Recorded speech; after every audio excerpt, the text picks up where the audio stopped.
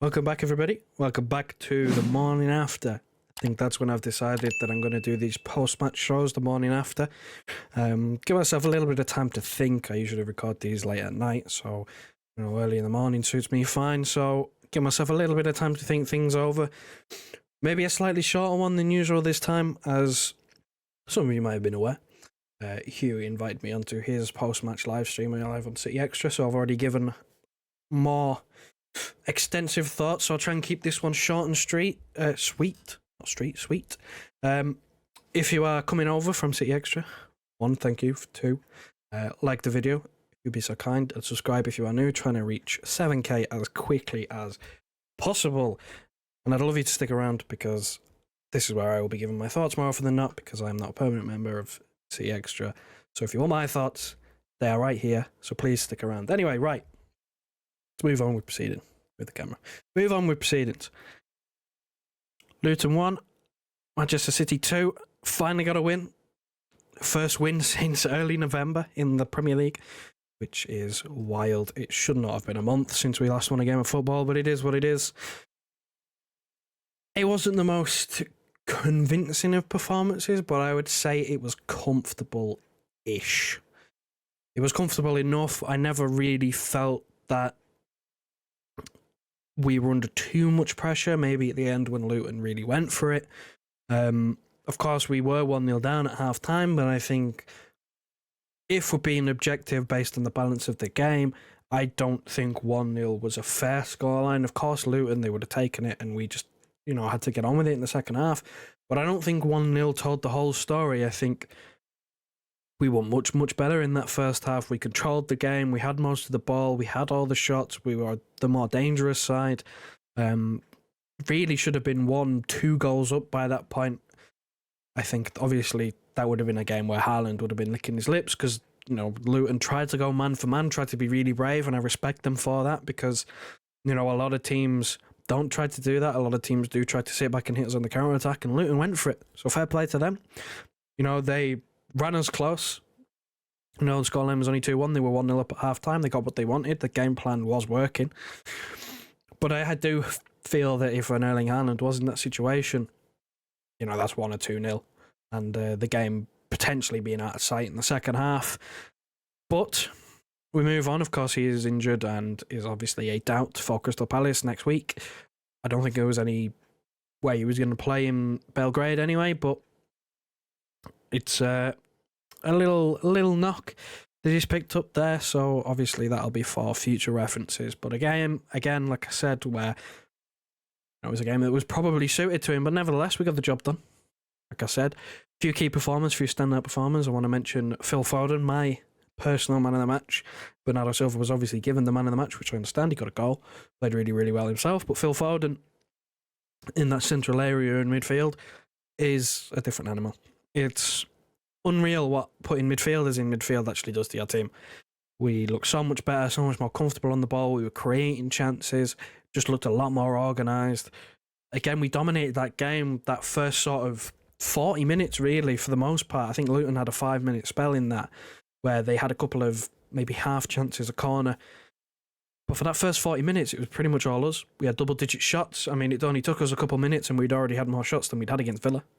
So, of course, there was an upgrade there. Phil Foden was at the centre of most things in there. He was popping up all over the pitch, left, right, centre, dropping deep, moving forward, being the furthest player forward sometimes. And that's what we want to see. I think a lot of us want to see him in midfield. He's a player who's willing to take risks that someone like a Kevin De Bruyne might take. Of course, not on the same level as of right now. Maybe never will, but they're completely different players. They have different skill sets. But Foden is someone that I think a lot of us have wanted to see in that midfield role, especially when you look at another player I want to touch on as well, Julian Alvarez. I thought he looked better in the number 9. I think that's his natural position, of course. He's not a midfielder. And when you look at Phil Foden playing that role, it's miles better because he suits it more. When you look at Julian Alvarez, when he moves into the number 9 position, of course, he got his assist, he worked hard. There was a chance that he had about 20 minutes into the game where Grealish plays him through and he tries to flick it with the outside of his right. He should hit that on his left. He just should hit that on his left. But overall, he just looks more comfortable. I still think that as of recent weeks, he's fallen off a little bit, and I still think his touch has gone slightly backwards. It's not as close to him anymore. I think his passing is a little bit wayward. I think it's either too short or too long. It's not very consistent to the man. But that's stuff that, of course, he's played loads of football this season, and he's played in various different roles, positions, mainly in that number 10, which he doesn't really suit. And he's basically been asked to be the main man for the start of the season. He was scoring goals, had a great start, but he's fallen off recently. And, of course, with Haaland out, he will be asked to play in his preferred number 9 position, and he is going to, have to pick up that slack. He's going to have to score some goals, get back on that form, which I have confidence he can do. Of course, Club World Cup coming up. You'd imagine that if Haaland is fit, he'll play that. But, when looking at Crystal Palace, maybe not wanting to risk Haaland, it's a big game for Julian Alvarez and another must-win game because they ran Liverpool close the weekend and we can't really afford to drop more points. So the big games all around. Another player I want to touch on as well is Kyle Walker. More negative point. I just want to get this one out of the way. I spoke on this on C Extra. I don't know how he's gone from not starting the Champions League final because he's not deemed in the plans, in the first team plans, not suited, to being club captain or vice captain, because allegedly Kevin De Bruyne is the captain, but vice captain and undroppable. I don't get it. He still doesn't suit it. He's not progressive enough. When he tries to do this bombing forward thing, it doesn't work because he can't cross a ball. And that shot that he took was, quite frankly, disgraceful. I don't know what's going through his mind. I don't know whether he thinks he's Trent Alexander-Arnold. But that's not his game. He can't do that. It genuinely almost left the stadium, and my hands are in my head was in my hands are on my head, whichever way around you want to say it. Shocking.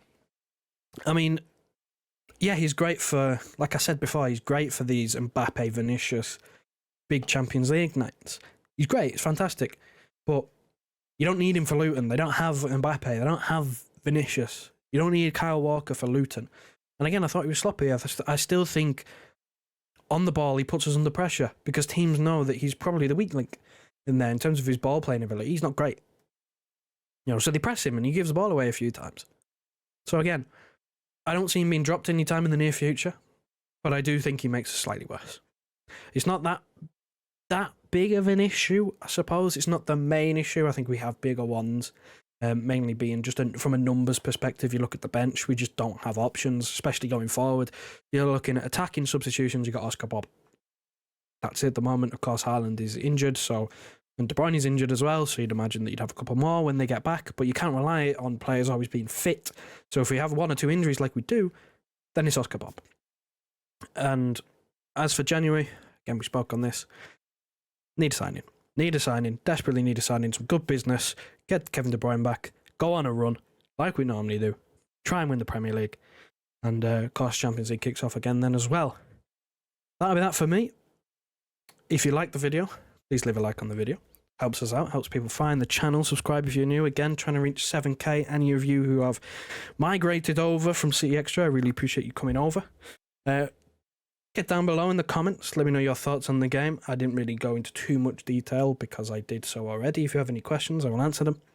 And I'll see you in midweek for a preview of a dead rubber Champions League group game.